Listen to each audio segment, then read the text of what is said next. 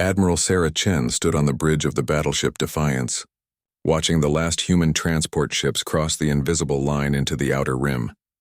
Behind them, the automated sentinel stations of the Galactic Federation hummed to life, creating an energy barrier that would prevent any return. The message was clear. Humanity was no longer welcome in civilized space. The vote had been unanimous.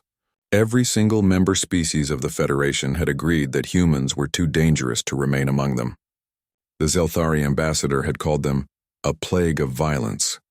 The crystalline nexus had declared humanity incompatible with peaceful coexistence.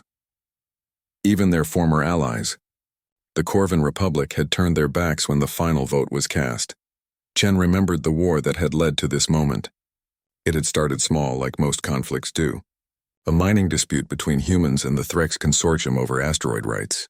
The Threx had expected humans to back down when they brought their superior numbers to bear. They had been wrong. What followed was 18 months of the most brutal fighting the galaxy had ever seen. The Threx had better ships, more soldiers, and advanced weapons. But humans had something else entirely. They had the ability to keep fighting when any rational species would surrender. They had the creativity to turn mining equipment into weapons and cargo ships into bombs. Most importantly, they had the terrifying willingness to sacrifice everything for victory. The Battle of Kepler Station became legend for all the wrong reasons. When the Threx surrounded the human colony, everyone expected a quick surrender. Instead, the colonists rigged their fusion reactors to explode and took half the Threx fleet with them. The survivors sent a single message to the approaching human reinforcements: remember us. The human fleet that arrived 3 days later didn't just defeat the remaining Threx forces. They hunted down every ship, every base, every outpost the Threx had in that sector. They left nothing but wreckage and radiation. When other species tried to intervene, humans turned their fury on them as well. By the time the war ended, the Threx consortium had ceased to exist. Their homeworld was a radioactive wasteland. Their colonies had been evacuated or destroyed. An entire civilization had been wiped from the galaxy in less than 2 years. And the humans had done it while fighting a dozen other species at the same time. The victory had cost humanity dearly. Half their fleet was gone. A quarter of their colonies lay in ruins. Millions of humans had died in the fighting. But they had won, and that terrified everyone else in the galaxy. They fight like demons, the Vorth High Council had declared. They do not know when to surrender. Humans value victory over survival, reported the Kalani Intelligence Service. This makes them unpredictable and extremely dangerous. Even the ancient ethereals, who had seen the rise and fall of 1,000 civilizations, spoke with worry about humanity's potential. They learned too quickly, was all they would say. The Federation's solution was exile. If humans could not coexist with civilized species, then they would be removed from civilized space. The Outer Rim beckoned, a vast region of failed stars, rogue planets, and gravitational storms that no one else wanted. Let the humans try to survive there. Chen watched her tactical display as the last of the human fleet formed up in the darkness beyond the barrier. 300,000 ships of all sizes, from massive colony vessels to tiny courier craft. 15 billion humans, everything they could carry, and nowhere to go but deeper into the unknown. Admiral, her communications officer called out, we're receiving the final Federation broadcast. Put it through, Chen ordered. The image of Federation Chancellor Vex appeared on the main screen. The tall insectoid leader's voice carried no emotion as he delivered what amounted to humanity's death sentence. By unanimous decree of the Galactic Federation, the species known as humanity is hereby banished from civilized space. You have shown yourselves to be incompatible with peaceful coexistence. Your aggressive nature and refusal to accept reasonable limitations make you a threat to galactic stability. You will not be permitted to return. Any attempt to cross the barrier will be met with immediate and overwhelming force. The transmission ended with a list of the charges against humanity: excessive violence, failure to respect territorial boundaries, destruction of an entire member civilization, and persistent aggressive expansion tendencies. The crimes read like a military record, which Chen supposed they were. She turned to her crew, seeing the anger and despair in their faces. These were her people, the ones who had followed her through impossible battles and devastating losses. They deserved better than exile to a region of space where nothing could survive. Set course for the Magellan Cluster, she ordered. Long-range sensors show possible habitable worlds there. Admiral, her science officer hesitated. That's 8 months' travel through uncharted space. We don't know what we'll find. We'll find what humans always find, Chen replied firmly, a way to survive. As the human fleet began its long journey into exile, Chen stood alone in her ready room, looking at star charts of the outer rim. The region was marked with warnings and danger symbols. Stellar nurseries where new stars were being born in violent explosions, neutron stars that could crush matter into nothing, black holes that bent space and time, rogue planets that wandered between the stars in eternal darkness. It was exactly the kind of place that would kill any sensible species within a year. But humans, Chen reflected, had never been particularly sensible. She thought about Earth, the world that had made them. A planet where everything was trying to kill you. From the weather to the wildlife to the very ground beneath your feet. Humans had not just survived there, they had thrived. They had conquered their death world so completely that they had been forced to reach for the stars just to find new challenges. The Federation had made one critical error in their judgment. They had assumed that exile to the outer rim was a death sentence. They had assumed that humans, faced with impossible odds and certain destruction, would simply give up and fade away. They had forgotten that humans came from a world where impossible odds were just another Tuesday. Chen activated her personal log and began to record. Future generations would want to know how this had started, how humanity had found itself alone in the dark between the stars. Personal log, Admiral Sarah Chen, Day 1 of exile. The Federation has cast us out, believing they have solved the problem of human aggression. They see our exile as their victory and our defeat. They are wrong on both counts. She paused, looking out at the vast emptiness ahead of them. We go now into the unknown, not as refugees but as explorers, not as the defeated but as the unconquered. The galaxy thinks it has seen the last of humanity. In this, as in so many other things, the galaxy is about to learn just how wrong it can be. The fleet pressed on into the darkness, leaving behind everything they had known. Behind them, the Federation celebrated their victory. They had removed the greatest threat to galactic peace and stability. They could return to their comfortable existence, secure in the knowledge that the dangerous humans were gone forever. They would have 50 years to enjoy that security. After that, they would learn what exile had truly cost them, and what it had given humanity in return. The first year in the Outer Rim almost destroyed humanity completely. Captain Marcus Rivera watched from the observation deck of the colony ship New Hope as another transport vessel broke apart in the gravitational storm. The twisted space around them grabbed the ship and tore it into pieces like a child destroying a toy. 3,000 people died in seconds, their escape pods crushed by forces that human science could barely understand. That's the 5th ship we've lost this month, reported Chief Engineer Lisa Park, her voice hollow with exhaustion. We can't keep flying blind through these storms. Rivera nodded grimly. The Outer Rim was nothing like the stable space they had left behind. Here, gravity behaved strangely. Stars exploded without warning. Radiation levels changed from moment to moment. The very fabric of space seemed hostile to life. They had been searching for a safe place to establish their first colony for 8 months. Every promising world they found had some fatal flaw. Too much radiation, unstable orbit, poisonous atmosphere. The few planets that might support life were already being torn apart by their dying suns. Sir, the communications officer called out. We're receiving a distress signal from the agricultural convoy. They've lost main power and they're drifting toward that neutron star. Rivera closed his eyes for a moment. The agricultural ships carried the seeds and genetic samples that would allow humanity to grow food in this wasteland. Losing them would mean slow starvation for everyone. All ships, emergency maneuvers, he ordered. We're going to attempt a gravity-assisted rescue. What followed was the kind of insane flying that only desperate humans would attempt. Using the neutron star's massive gravity as a slingshot, the rescue ships accelerated to impossible speeds, while their hulls groaned under the strain. They reached the agricultural convoy with minutes to spare, using magnetic grapples to pull the disabled ships to safety.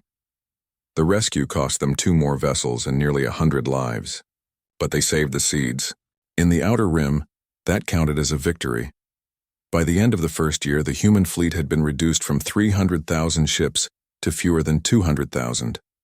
Entire colonies had been abandoned. Families had been split up across multiple vessels. The dream of finding a new home seemed more impossible with each passing day. That was when humanity began to change. Dr. Sarah Kim had been a xenobiologist before the exile, studying alien life forms for the Federation. Now she found herself leading humanity's adaptation to an environment that no textbook had ever described. She worked 18-hour days in makeshift laboratories, trying to understand the strange physics of their new home. The radiation here isn't just random, she explained to a gathering of ship captains and colony leaders. There's a pattern to it. The storms follow specific routes through this region of space. If we can map those routes, we can predict safe passage. And how long will that take? Asked Captain Rivera. At least 5 years of careful observation and measurement, Kim admitted.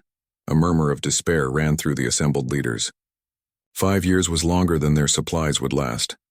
Unless, Kim continued, we take some risks and speed up the process. The risks were enormous. Instead of staying safe in the outer edges of storm systems, human ships began flying directly through them. They used sensor probes like canaries in coal mines, sending them ahead to map the worst dangers. Many probes were destroyed instantly. Some ships were lost. But gradually, humanity began to understand their new environment. They learned that the twisted gravity could be used to their advantage. Ships could travel vast distances by riding the currents of warped space, using fuel efficiency that no Federation vessel could match.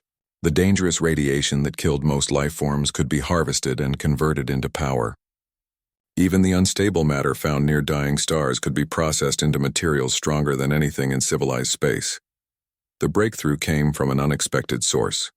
Tommy Chen, age 12, son of a hydroponics engineer, had been playing with magnetic fields in his family's quarters. He discovered that certain combinations of magnetism and radiation created pockets of stable space, like calm areas in the middle of storms. Look, he explained to the adults who came to see his discovery. If you spin the fields like this, the bad stuff goes around instead of through. Within 6 months, every human ship had been retrofitted with Tommy's magnetic field generators. They could now create bubbles of stable space around themselves, allowing them to survive in regions that would have been instantly fatal before. Other innovations followed quickly. Necessity drove human creativity to new heights. They learned to extract water from the cosmic dust between stars. They developed ways to grow food using only artificial light and recycled nutrients. They created new alloys by mixing metals found in asteroid belts with exotic matter from neutron star debris. Most importantly, they learned to work together in ways they never had before. The old divisions between nations and colonies meant nothing in the face of extinction. Everyone had skills that could help the group survive. Everyone had a role to play. Children born in the Outer Rim grew up different from their parents. They could navigate by reading gravitational fields. They could predict radiation storms by sensing changes in the cosmic background noise. They thought of the dangerous environment not as a threat to be endured, but as a home to be mastered. By the end of the 5th year, humanity had established its first permanent colony on a rogue planet drifting between dead stars. They called it Haven, and it became a masterpiece of human engineering. The entire world was encased in a protective shell that regulated temperature and atmosphere. Underground cities connected by transport tunnels stretched across continents. Fusion reactors provided clean power while atmospheric processors slowly created breathable air. Haven was nothing like the green worlds humanity had once called home. It was a world of metal and crystal, of carefully controlled environments and artificial light. But it was theirs, built by their own hands in a place where no other species could survive. Admiral Chen, now showing her age but still commanding the human fleet, stood on Haven's main observation deck and looked out at the stars. Around the planet, construction ships were building the first human shipyard, in the Outer Rim. Soon, they would be building new vessels designed specifically for their hostile environment. Status. Report, she asked her aide. Colony population now stands at 50 million and growing. Food production is exceeding consumption by 12%. Our deep space exploration teams have identified 17 more potential colony sites, and our intelligence division reports they've successfully infiltrated 3 Federation border worlds. Chen raised an eyebrow. Intelligence division? The young ones, Admiral. They've been developing some interesting skills. Apparently, growing up in an environment where everything is trying to kill you makes you very good at avoiding detection. Chen smiled. It was the first time she had truly smiled since the exile began. And our technology development? Ahead of schedule. The fusion drives are 30% more efficient than Federation standard. Our hull materials are stronger and lighter. The new sensor arrays can detect objects at ranges the Federation considers impossible. We're not just surviving anymore, Admiral. We're evolving. Chen looked out at the construction in progress around Haven. Massive shipyards were taking shape, designed to build vessels that could go places no Federation ship had ever dreamed of exploring. In the distance, she could see the lights of other human settlements spreading across Haven's surface. Good, she said quietly. Because 50 years from now, when we're ready to return, I want the galaxy to see what exile has made of us. The aide looked puzzled. Return, Admiral? Chen's smile turned cold. Did you think we were going to stay out here forever? The Federation exiled us to die. Instead, we've learned to thrive in conditions that would destroy them. In 50 years, we'll be strong enough to go home. And when we do, they're going to regret the day they cast us out. Outside Haven's protective shell, the storms of the outer rim continued to rage, but inside humanity was growing stronger. Commander David Park crouched in the shadows of an ancient alien structure, his scanner picking up energy readings that shouldn't exist. The ruins stretched for kilometers across the dead world of Kepler 442c, built by a civilization that had vanished long before the Federation ever existed. Command, this is Recon Team 7, he whispered into his communicator. We've found something big. 50 years had passed since humanity's exile to the outer rim. What had started as a desperate struggle for survival had become something the Federation never expected. Humans hadn't just adapted to their harsh environment, they had mastered it completely. Park's team was one of dozens exploring the deep regions of the outer rim, searching for resources and knowledge that could help humanity grow stronger. They had discovered that the galactic core had once been home to civilizations far older and more advanced than anything in current Federation space. What kind of readings are you getting? Asked Dr. Elena Vasquez from the research ship Discovery, orbiting high above. Power systems that have been running for at least 10,000 years, Park replied, checking his instruments again. Architecture that seems to bend space itself. And Command, there are symbols here that match the ones we found on Titan 7 and the Vortex Station. This was the breakthrough they had been hoping for.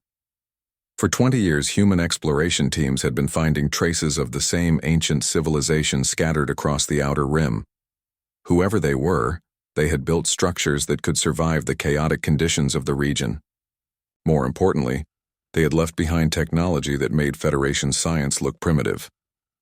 Park's team entered the main structure carefully, their suits protecting them from radiation levels that would kill most known species instantly.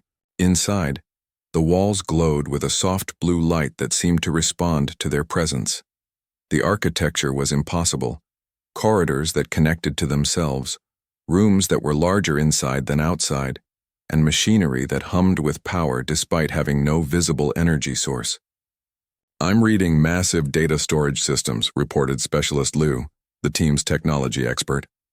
This isn't just a building, it's some kind of archive. The data storage capacity here is beyond anything we've ever seen. Can you access it? Park asked. Liu placed her hand on a smooth section of wall, and the surface responded with a cascade of symbols and lights. It's responding to neural patterns.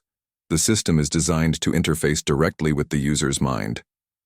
That sounds extremely dangerous, Dr. Vasquez warned from orbit.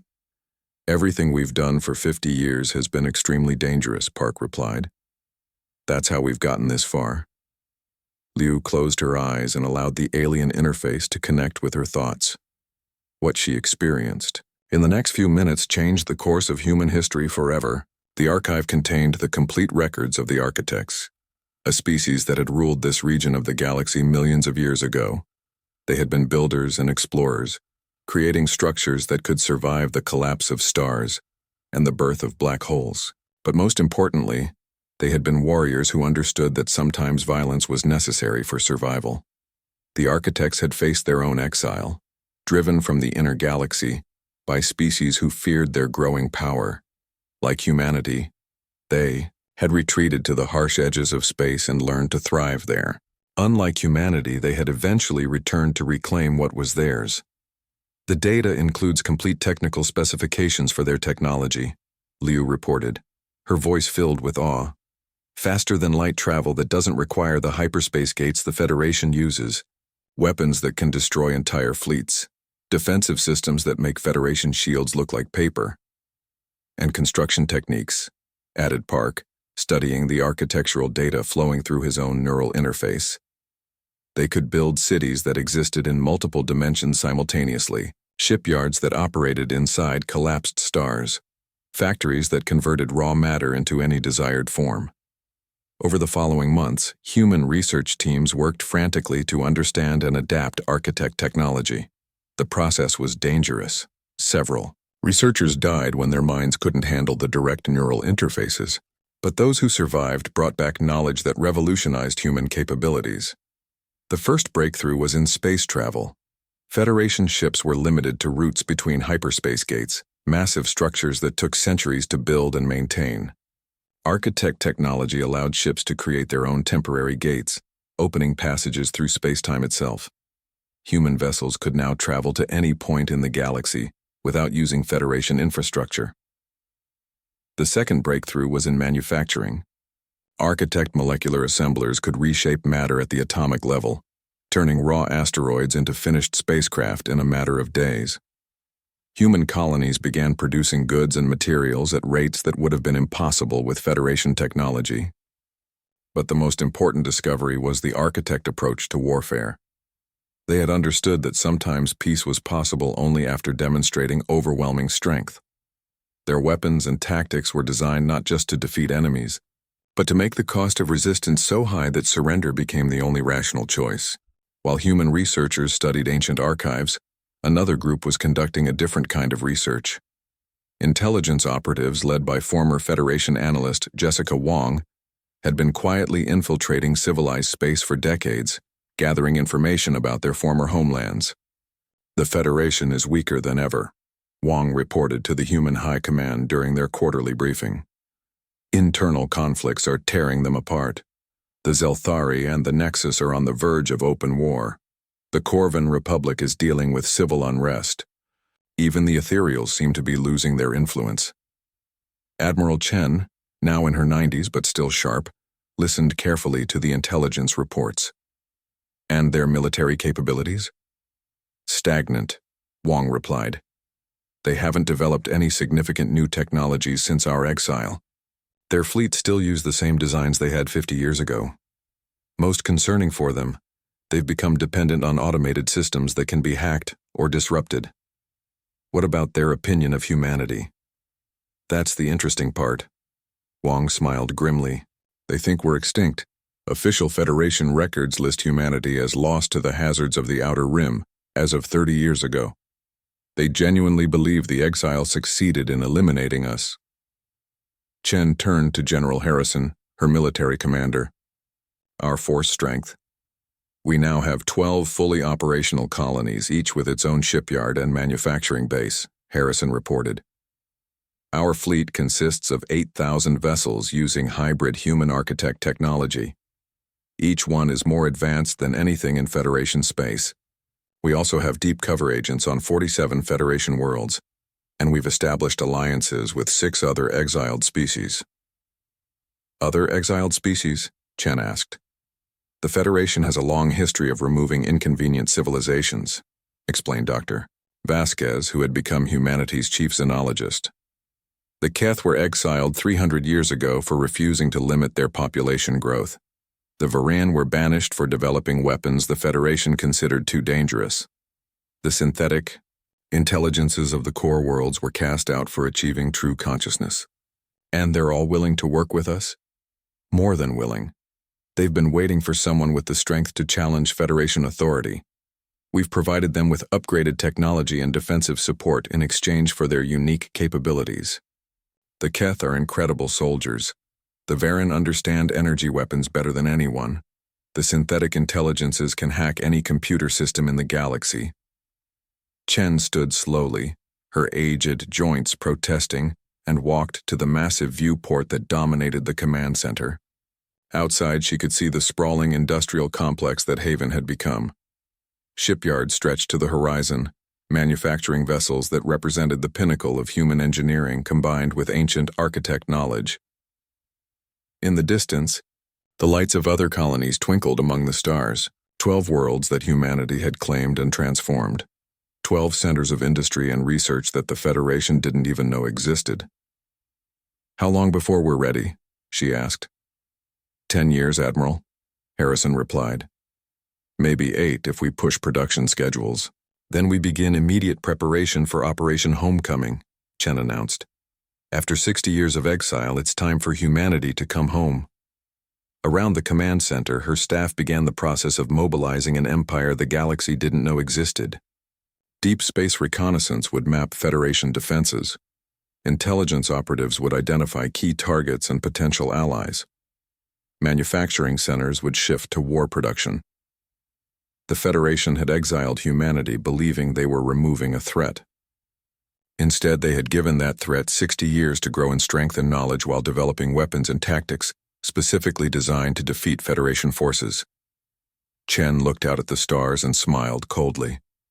The galaxy was about to learn that exile hadn't destroyed humanity. It had transformed them into something far more dangerous than the Federation had ever imagined. The age of hiding in the shadows was almost over. Soon it would be time for the galaxy to see what humanity had become. Fleet Admiral Marcus Rivera stood on the bridge of the battleship Retribution, watching as Federation space appeared on his tactical display for the first time in 60 years. The barrier that had once seemed impossible to cross was now just another obstacle to overcome. "All units report ready, Admiral," announced his communications officer.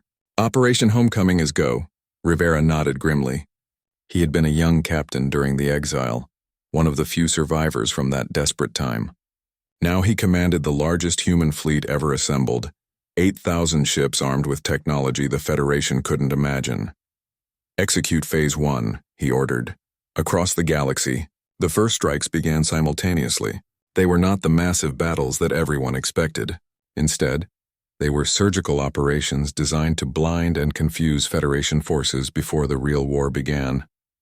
On the border world of Kepler-78, Federation observers monitoring the exile barrier simply vanished.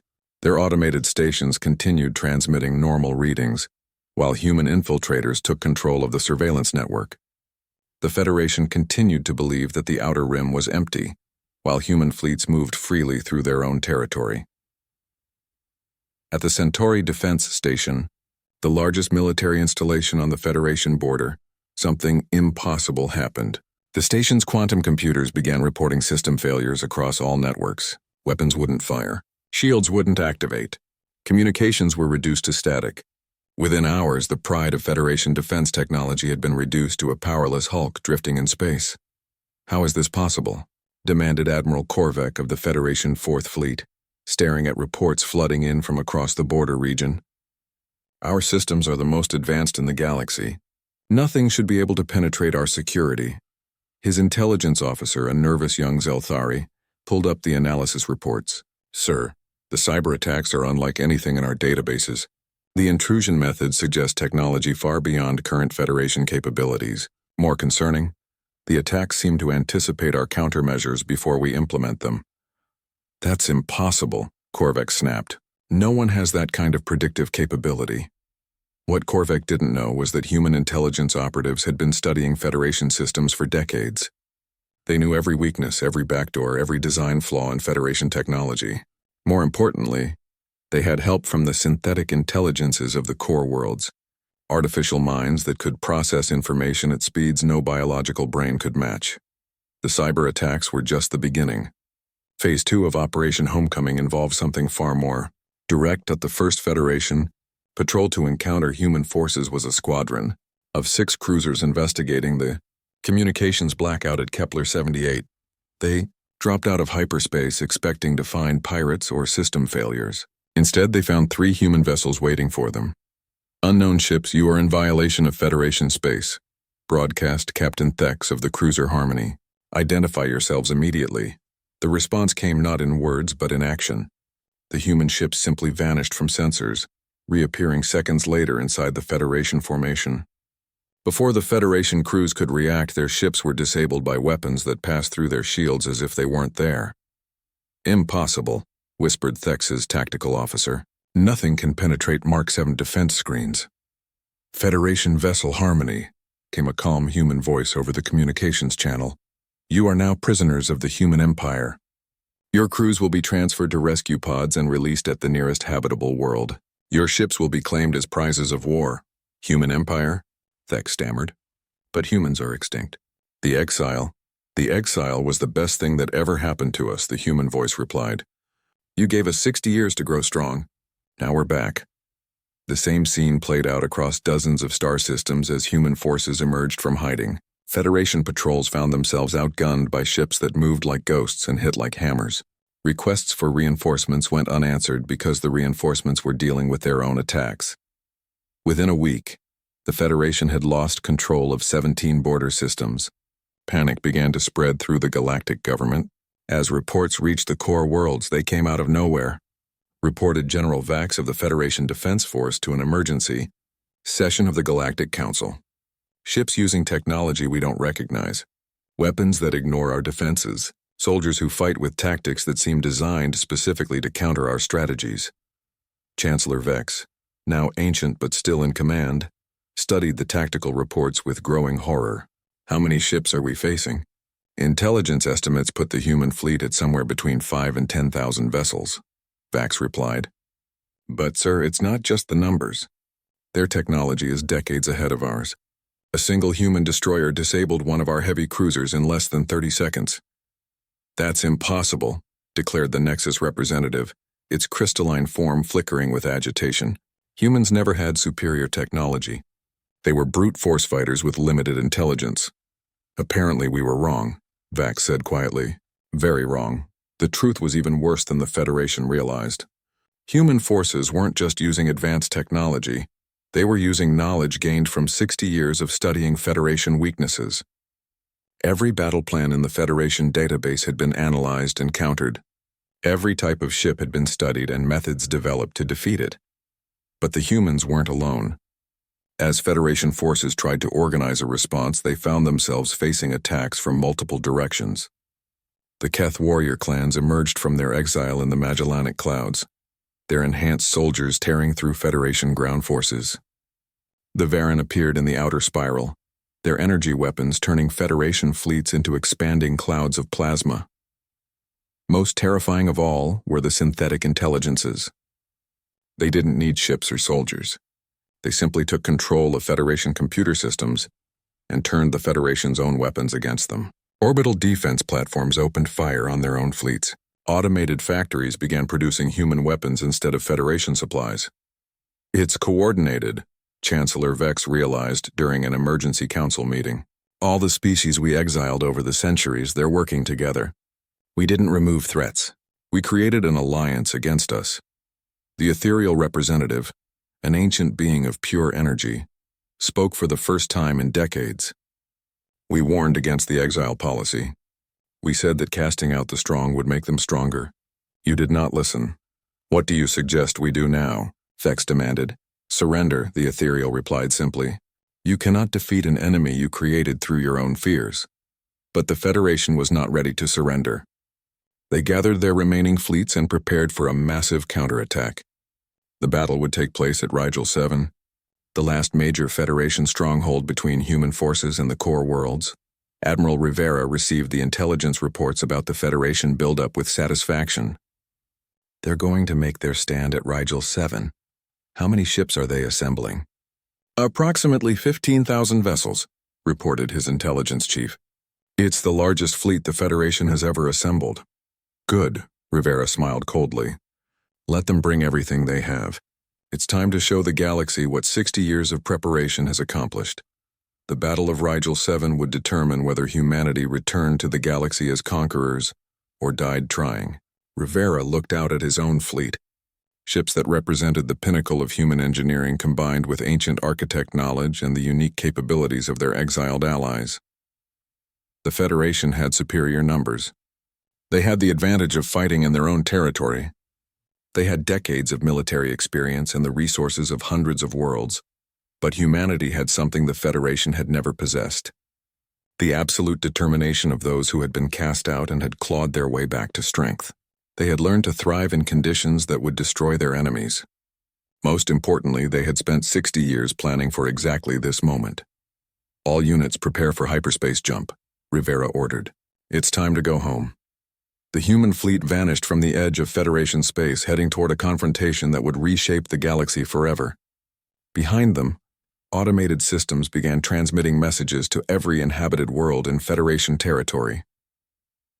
"People of the galaxy," the messages began, "humanity has returned.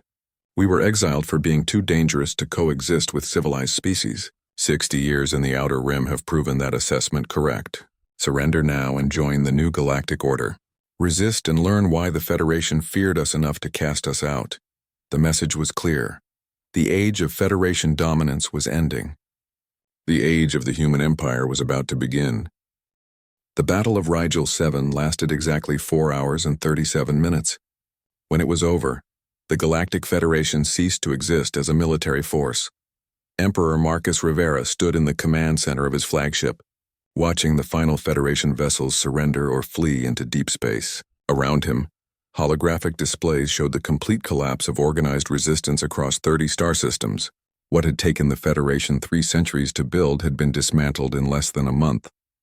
"Final casualty reports, Your Majesty," announced Admiral Park, bowing slightly as she approached the command throne. Rivera still wasn't entirely comfortable with the title of Emperor, but the newly liberated species had insisted on it. After centuries of Federation oppression, they wanted a strong leader who could guarantee that the old order would never return. "What are our losses?" he asked. "Minimal," Park replied.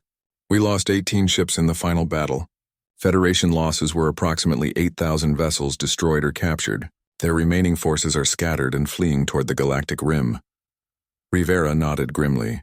The Federation had fought bravely at the end, but courage couldn't overcome a 60-year technology gap.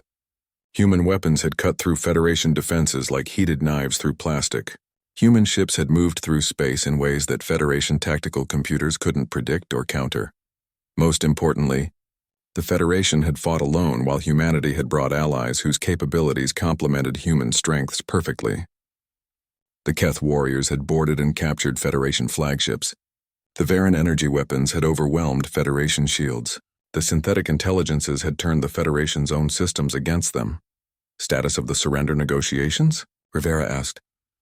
"Chancellor Vex has agreed to meet with you on Earth tomorrow," Park reported. "The remaining Federation Council members are prepared to discuss terms for the transfer of authority." Earth. Rivera had been born there 97 years ago, before the exile. He had never expected to see his homeworld again. Now he was returning as the ruler of the most powerful empire the galaxy had ever seen. And the other species? "The Corvan Republic has already pledged allegiance to the human empire," Park smiled. "They claim they were always secret allies of humanity and only voted for the exile under Federation pressure. The Nexus crystalline entities are requesting protectorate status. Even some of the ethereals are expressing interest in joining our new government." Rivera almost laughed at the irony. 60 years ago, these same species had voted unanimously to exile humanity as too dangerous for civilized society. Now they were competing to join the empire that humanity had built in the darkness beyond their borders. "What about the Zelthari and the Threk survivors?" Park's expression darkened. "The Zelthari are refusing all contact. Their homeworld has activated its planetary defense grid and is threatening to fight to the last citizen. The Threks, well, there aren't enough of them left to matter. We eliminated most of their species during the war that led to our exile." Rivera remembered the Threks War, the conflict that had shown the galaxy just how dangerous humanity could be when threatened. The Threks had started that fight expecting an easy victory. They had ended up as a footnote in galactic history, their civilization wiped from existence by human fury. "Let the Zelthari have their defiance for now," Rivera decided. "We have more important things to focus on. How are the integration efforts proceeding?" "Better than expected," Park replied, pulling up status reports from across the newly conquered territory. "Most Federation worlds are cooperating fully with our administration. They're actually relieved to be free of the old government.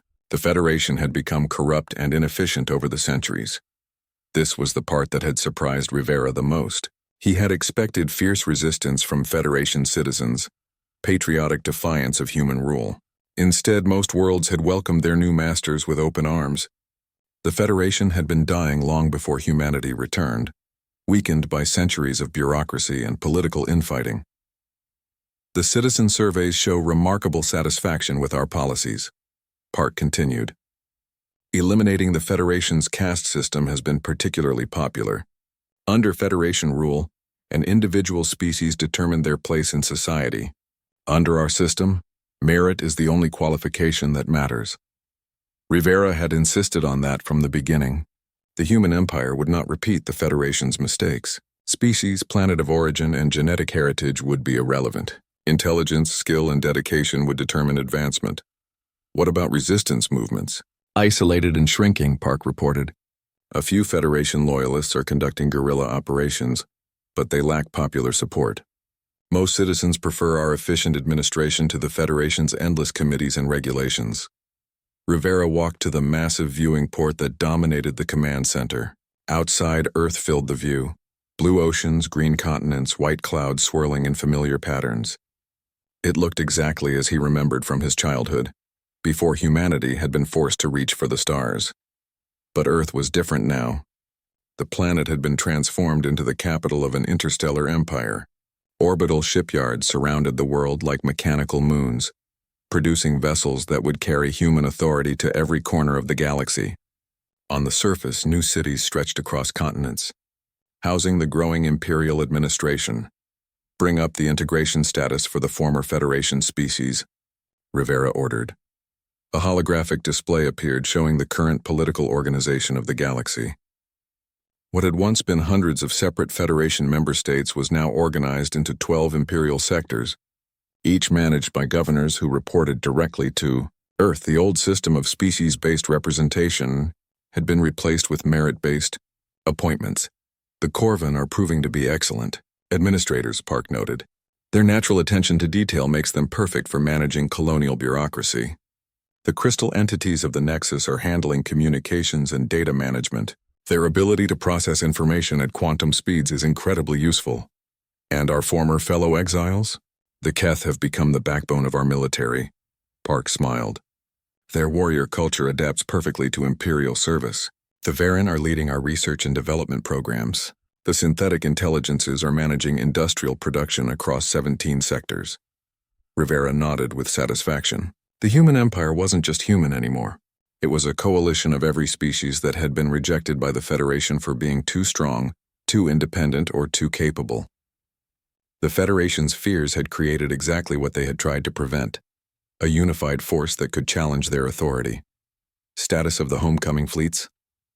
The last of our people from the Outer Rim arrived yesterday, Park reported. 60 billion humans and allied species, all successfully relocated to worlds within the Empire.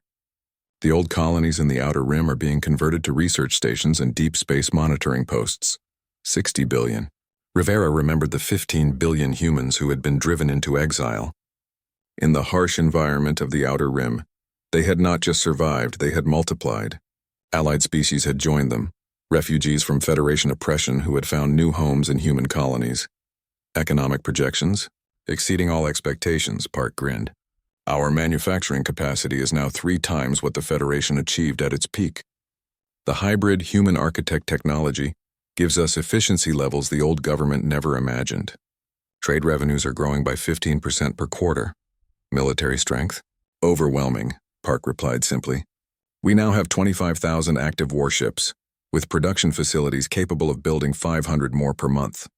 Our technology advantage over any potential enemies is estimated at 50 to 70 years. No force in the galaxy could challenge our authority.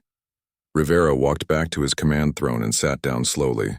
At 97, he felt every year of his long life. He had lived through humanity's greatest defeat and their ultimate victory. He had seen his species cast out of civilized space and watched them return as conquerors. Final item on the agenda, Park announced. The Federation's historical records. This was something Rivera had been dreading. The Federation kept detailed records of every decision, every vote, every policy that had shaped galactic civilization for centuries. Those records would now become part of human archives. "What are they saying about the exile?" he asked. "The official records listed as Galactic Security Measure 1.247, Park replied, reading from a datapad. The stated reason was removal of persistent aggressive expansion threat to galactic stability. The vote was unanimous among all 347 member species. And now? The historical analysis committees are already revising those records, Park smiled. The new official designation will be the greatest strategic mistake in galactic history. Students across 1,000 worlds will learn about the species that was exiled for being too dangerous, only to return as the rulers of everything their former enemies had built. Rivera activated his personal communication system and began recording what would become one of the most important documents in galactic history, Imperial Log, Year 1 of the Human Empire, Emperor Marcus Rivera recording.